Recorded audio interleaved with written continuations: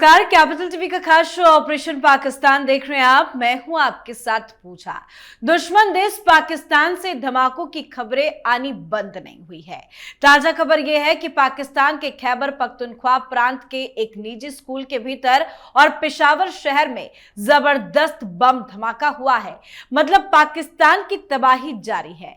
तो वहीं पीओके में विद्रोहियों के मांगों के आगे पाकिस्तान ने घुटने टेक दिए हैं। पाकिस्तान सरकार और अवामी एक्शन कमेटी के बीच सुलह हो गई है। सरकार ने प्रदर्शनकारियों की 38 में से 21 मांगे मान ली है। इन सब बवाल के बीच बलूच राष्ट्रवादी नेता मीर यार बलूच ने भी मोर्चा खोल दिया है। उन्होंने कहा है कि हमें अब पाकिस्तान से भी आजादी चाहिए। तो कैसे पाकिस्तान के अलग अलग जगहों पर बवाल बढ़ता जा रहा है बताएंगे आपको। पर भारत की तैयारी पाकिस्तान को जीने नहीं देगी। भारत पाकिस्तान बॉर्डर से सटे इलाके और धार्मिक स्थलों की सुरक्षा को और ज्यादा मजबूत करने की तैयारी चल रही है। इसके लिए आर्मी ने 6 नए AK-630 air defence gun system खरीदने के लिए टेंडर जारी किया है। ये गन सिस्टम मिशन सुदर्शन चक्र का ही हिस्सा है, जो पाकिस्तान की मुसीबत बढ़ाने वाला है। तो कैसे अंदर और बाहर से फंसा हुआ है पाकिस्तान बताएंगे आपको। चर्चा के लिए मेरे साथ स्टूडियो में मौजूद हैं कैपिटल टीवी के editor in chief doctor Manish Kumar और एग्जीक्यूटिव एडिटर राजीव जी। सर, आप दोनों का बहुत बहुत स्वागत है। धन्यवाद। सर, सबसे पहले पाकिस्तान के आंतरिक कलह और परेशानी की बात कर लेते हैं। कैसे पाकिस्तान फंसा हुआ है? देखिए, आपने बताया कि खैबर पख्तूनख्वा में ब्लास्ट हो गया जी। फिर इधर आपने घुटने टेक दिए और ये टाइम बाउंड है। 21 बातों को तो आपने मान लिया, प्रदर्शन अभी बंद हो गए, लेकिन ये टेम्पररी है। नंबर 3, मीर यार बलोच ने कह दिया हमें आज़ादी चाहिए। और किस तरीके से वहां की सेना फेल हो गई है, बलूचिस्तान में किस तरह का कुकृत्य पाकिस्तान कर रहा है, इसके बारे में भी मीर यार बलूच ने जो है बाकायदा डिटेल में जानकारी दी। अब पाकिस्तानी क्या कर रहे हैं कि अब उनको मालूम चल गया कि भाई हिंदुस्तान के ऊपर अटैक करने में दिक्कत हो जाएगा, हिंदुस्तान वाले ठोकेंगे। अभी जितने भी आतंकवादी हैं उनको गाड़ियां देकर, उनको हथियार देकर, उनको बाकायदा प्रोटेक्शन देकर के, सैटेलाइट फोन्स देकर के बलूचिस्तान रवाना किया गया है। करीब 1500 गाड़ियां इस तरह से और लोगों से भर के मीर यार बलूच ये कह रहे हैं कि आतंकवादियों का इस्तेमाल वो यहाँ के लोकल पॉपुलेशन को मारने में कर रहा है। बहुत सारे वीडियोज आ रहे हैं कि लोकल टेररिस्ट ये कहाँ जिहादी थे। भाई कश्मीर में आते थे कि भाई मुसलमान मुसलमान, जिहाद जिहाद, इस्लाम। और ये लोग, ये लश्कर तोयबा के लोग, ये जमातुद दवा के लोग, ये टेररिस्ट ऑर्गेनाइजेशन जो कश्मीर के लिए लड़ रहे थे, अभी आप मुसलमानों को ही मारने में जुटे हुए हो। ये स्ट्रेटजी हमने इस तरह के कार्यक्रम में बताया था कि ये गया हुआ था टर्की, वो कह रहा था कि सीरिया वाले कुछ ISIS को भेजो, वो भेजा नहीं, तो अभी इन लोगों को इधर के काम में लगा दिया है। इसका मतलब ये है कि मामला और खराब होता जा रहा है। ये ISI ऑपरेशन किस तरीके से वहाँ पे है।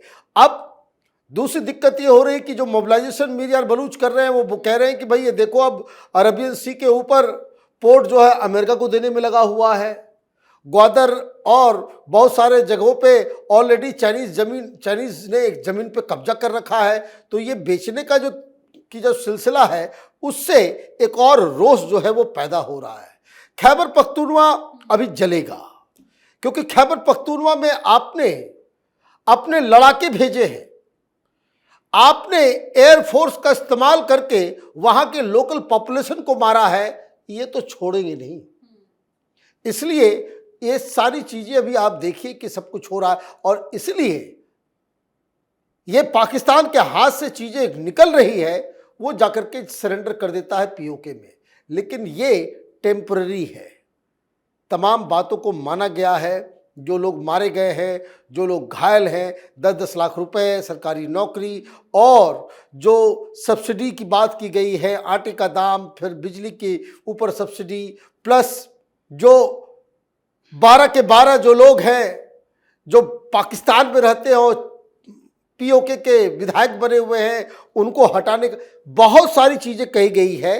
और मुझे लगता है कि ये टाइम बॉन्ड, ये करार ये ज़्यादा दिन तक टिकेगा नहीं, और इसीलिए मुझे लग रहा है कि अभी लोहा बिल्कुल गर्म है और हिंदुस्तान की तरफ से जो बार बार आर्मी चीफ हो, एयरफोर्स के चीफ हो या फिर हमारे विदेश मंत्रालय के प्रवक्ता हो, जो बात कह रहे हैं, ऐसा लग रहा है कि आने वाले सप्ताह में कुछ बड़ा एक्शन हिंदुस्तान के तरफ से देखा जा सकता है। मतलब एक दो नहीं बल्कि कई सारी परेशानियां, मुसीबतें, दिक्कतें पाकिस्तान के सामने खड़ी है। पहले पाकिस्तान अपने आंतरिक कलह को तो सुलझा ले, तब तो भारत को आंख दिखाएगा। कैसे फंसाए अंदर पाकिस्तान? देखिए, पाकिस्तान की हालात पूरी तरह से बर्बादी की ओर जा रहा है। अगर आर्थिक स्थिति को देखें तो आजकल धीरे धीरे मल्टीनेशनल कंपनियां जितनी है वो पाकिस्तान छोड़कर जा रही है। पिछले दिनों शेल कंपनी, जो अमेरिकी कंपनी है, पेट्रोलियम कंपनी है, उसने अपने सारे प्रोडक्शन वहां बंद कर दिए, सर्कुलेशन बंद कर दिए। उसके बाद फाइजर ने बंद किया, उसके बाद अब प्रॉक्टर एंड गैम्बल ने बंद किया। ये सारी दुकानें बंद कर रहा है। वहां के लोग रेजर के लिए, साबुन शैम्पू के लिए घूम रहे हैं, दुकानें बंद पड़ी हुई है, प्रोडक्शन ही नहीं है, तो दुकान में सामान कहां से आएगा? ये स्थिति वहां की चल रही है। मतलब ये जितने मल्टीनेशनल कारपोरेशंस हैं उसको पहले से आभास हो चुका है कि पाकिस्तान के आर्थिक हालात क्या होने वाले हैं, और इसीलिए वहां पर स्थितियां बिगड़ती जा रही है और धीरे धीरे और बिगड़ेगी। इसी बात को लेकर भारत ने बार बार कहा ऑपरेशन सिंदूर अभी खत्म नहीं हुआ है, क्योंकि हम अंदर से पाकिस्तान को तोड़ेंगे। जैसे बलूचिस्तान में अभी मीर यार बलूच को और भी बड़ा सपोर्ट मिलने वाला है। डॉक्टर साहब ने अभी कहा कि जो पोर्ट बेचने वाला है पाकिस्तान अमेरिका को, जिसको डेवलप करने की बात कही है, पसनी पोर्ट, जो ग्वादर से लगभग 100 किलोमीटर के आसपास है, और ग्वादर पोर्ट को डेवलप कौन कर रहा है? चीन। आप दोनों को, यानी अमेरिका और चीन को बलूचिस्तान में भिड़ा रहे हो। तो चीन पहले से जो सीपैक में $60 बिलियन खर्च कर चुका है, आगे भी खर्च करने की तैयारी में था, लेकिन जो पाकिस्तान की चालाकी देखा, आगे का फंड रोक दिया है, जिसके लिए शहबाज शरीफ पिछली बार में गया था और बोला था नहीं नहीं सीपैक 2 शुरू करते हैं, आगे कॉरिडोर बनाएंगे। लेकिन दूसरी तरफ पीछे के दरवाजे से आप अमेरिका जाते हो, और मुनीर और शहबाज शरीफ दोनों वहां पर पसनी पोर्ट को डेवलप करने की जिम्मेदारी अमेरिका के लिए का क्या आ रहा है, और वहां यह बोल रहा है, ब्लूप्रिंट में नहीं है कि यहां अमेरिका का कोई भी मिलिट्री ऑपरेशंस नहीं होगा। अब अमेरिका अगर डेवलप करेगा तो मिलिट्री ऑपरेशंस क्यों नहीं होगा? क्योंकि वो एरिया जो है वो अफगानिस्तान और ईरान का बॉर्डर है, और ईरान में कुछ दूर पर लगभग 150 किलोमीटर के आसपास उधर ईरान का चाबहार पोर्ट है जो भारत डेवलप कर रहा है। तो ये पूरा एरिया जहां पाकिस्तान ईरान को अपना दुश्मन बना रहा है, इस आधार पर कि अमेरिका को वहां पोर्ट डेवलप करने के लिए दे रहे हो, जो सीधे ईरान के निशाने पर रहेगा। चीन को अपना दुश्मन बना लिया कि चीन देख रहा है कि अब अमेरिका के साथ डील है, तो यहां क्रिटिकल मिनरल्स की बात हो रही थी, बलूचिस्तान के एक्सप्लोर करने की बात हो रही थी, वहां पर जितने खादान है उसका टेंडर हमें मिलना चाहिए, ये तो अमेरिकी कंपनी आ जाएगा। तो इस बीच में पाकिस्तान ने जैसे उलझाया है चीन को, जैसे उलझाया ईरान को और अमेरिका को, इस बीच अब बलूचिस्तान लिबरेशन आर्मी के लिए एक्सपेंड हो जाएगा, एक्सप्लोर करने के लिए जगह मिलेगी। पाकिस्तान अगर अमेरिका के साथ जाता है, चीन भी अब करेगा सपोर्ट कि पहले तो हम डरते थे इसलिए कि ग्वादर पर हमला करोगे, तो ग्वादर छोड़ दो, पसनी पर हमला करो, हम सपोर्ट करेंगे। भारत ने तालिबान के साथ अच्छे ताल्लुकात पैदा किए, और अभी तालिबान का विदेश मंत्री आने वाला है, जो यहां आएंगे, समझौते होंगे।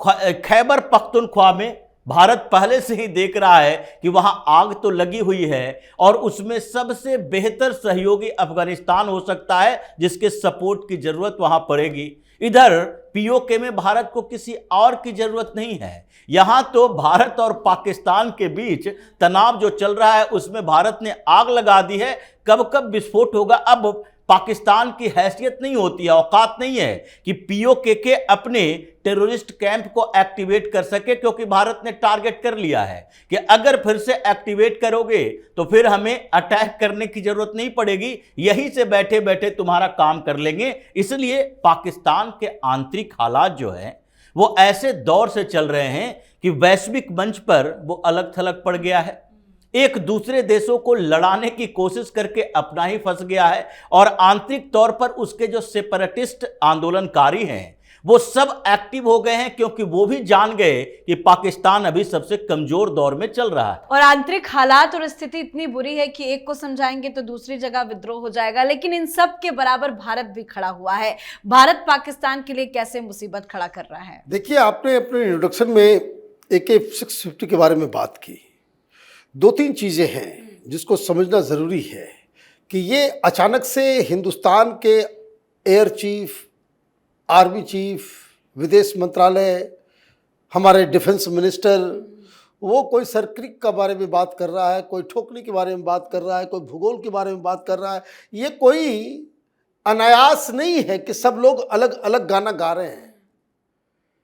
साफ साफ दिख रहा है कि it's a integrated coordinated attempt कि पाकिस्तान के ऊपर कुछ बड़ा एक्शन हम करेंगे। उसकी ये झलकियां साफ साफ दिख रही है, उसका एक ग्राउंड बताया जा रहा है, बनाया जा रहा है। ग्राउंड क्या है कि आप जरा सा भी अगर कुछ हुआ, आपने इंस्टिगेट किया नहीं कि हम ठोकेंगे। और दिक्कत क्या है, जो बातें आर्मी चीफ ने कही, जो बातें एयर चीफ ने कही, और जिस तरीके से ये कहा गया राजनाथ सिंह के द्वारा, इस तरह की भाषा वो इस्तेमाल नहीं करते, लेकिन उन्होंने कहा भाई सरक्रीक, कराची का रास्ता सरक्रीक से गुजरता है। आप ये सारी चीज़ें क्या है, वो हम भी इस चीज़ को समझ रहे हैं।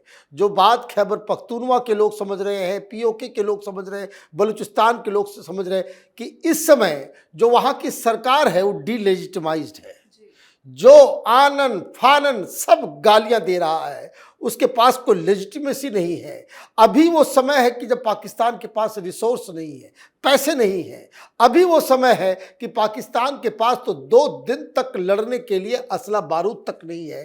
तो ये मौका है, और इस मौके को भारत कैसे इस्तेमाल करेगा, कई सारे सिक्योरिटी एक्सपर्ट्स को अगर आप देखें, वो इसी बात को बता रहे हैं कि ऐसा लग रहा है कि इस कैलेंडर ईयर के अंदर ही कोई दूसरा ऑपरेशन जो है वो पाकिस्तान के खिलाफ शुरू हो सकता है। तो राजीव सर, क्या यही समय है और क्या सही समय है? क्योंकि हमारा तो सिक्योरिटी जो है बॉर्डर में वो तो बिल्कुल टाइट है, लेकिन उसे और ज्यादा टाइट किया जा रहा है। और लगातार जिस तरह के बयान आ रहे हैं जिनका जिक्र भी सर ने किया, तो क्या लग रहा है भारत की तैयारी क्या है? देखिए, भारत सरकार ये समझती है कि अगर हम पाकिस्तान के आतंकवादियों के खिलाफ कोई कार्रवाई करेंगे तो इसका मतलब है पाकिस्तान की तरफ से प्रतिक्रिया होगी। इसलिए प्रधानमंत्री मोदी ने साफ तौर पर कहा था कि हम सुदर्शन चक्र तैयार कर रहे हैं, और वो केवल 1-2 क्षेत्रों में नहीं होगा, बल्कि बॉर्डर इलाके जितने हैं पाकिस्तान के करीब, यानी कि गुजरात में भी, राजस्थान में भी, पंजाब में भी, जम्मू कश्मीर में भी, हिमाचल में भी, ये सारे क्षेत्रों को हम सुरक्षित करेंगे, चाहे रिलीजियस प्लेस हो या फिर आबादी वाले क्षेत्र हो। क्योंकि हम तो ये जानते हैं कि पाकिस्तान इतना जल्दी सुधरने वाला नहीं है। वो फिर से कोई आतंकी हमला करेगा। अगर पाकिस्तान की सरकार या पाकिस्तान के सेना के कुछ कमांडर अगर ये दब भी जाएंगे, डर भी जाएंगे, वो कोशिश भी करेंगे, तो उसके बस में नहीं है आतंकी संगठनों को कंट्रोल करना। तो ऐसे में जब तक पाकिस्तान पूरी तरह से सरेंडर नहीं करता, ये नहीं कहता कि हमारे आतंकवादी संगठन हमारे बस में नहीं है, अब हमें अंतर्राष्ट्रीय सहयोग की जरूरत है, कई देशों ने किया है। जैसे अफ्रीकन कंट्रीज बहुत सारे हैं जहां पर आतंकी संगठन जो है वो उसके कंट्रोल में नहीं है, अंतर्राष्ट्रीय पीस कीपिंग फोर्स मंगवाता है। तो उसी तरह अगर नहीं करता और भारत पर कोई ऐसे अटैक फिर से होता है, आतंकी हमले होते हैं, तो भारत की तरफ से प्रतिक्रिया वैसे ही होगी जैसे ऑपरेशन सिंदूर में हुआ था। और इस बार जो स्ट्राइक होगा उसकी प्रतिक्रिया अगर करने की कोशिश करेगा पाकिस्तान, तो उससे बड़ी स्थिति पैदा होगी, जैसा जनरल द्विवेदी ने बताया। तो इसलिए भारत की तैयारी पुख्ता हो रही है और तेजी से आगे बढ़ रहे हैं। मतलब कुछ समय के अंदर पाकिस्तान के लिए और भी बड़ी आफत आने वाली है। बिल्कुल सर, बहुत बहुत धन्यवाद सर आप दोनों का। धन्यवाद। तो पाकिस्तान में हालात एक बार फिर बेकाबू हो गए हैं। पीओके में भी हालात सामान्य नहीं है। बलूचिस्तान से भी नई चुनौती उभर रही है और इन सब घटनाओं के बीच भारत ने भी अपनी तैयारी तेज कर दी है। भारत का फोकस अब स्पष्ट है, सीमा पर सुरक्षा, भीतर स्थिरता और हर हाल में राष्ट्र की रक्षा। कुल मिलाकर पाकिस्तान के अलग अलग हिस्सों में जारी बवाल पर अंदरूनी ढांचे जो है वो हिल रहे हैं। तो पाकिस्तान के हालात पर आपकी क्या कुछ राय है, कमेंट करके लिखिएगा। देखते रहिए कैपिटल टीवी। नमस्कार।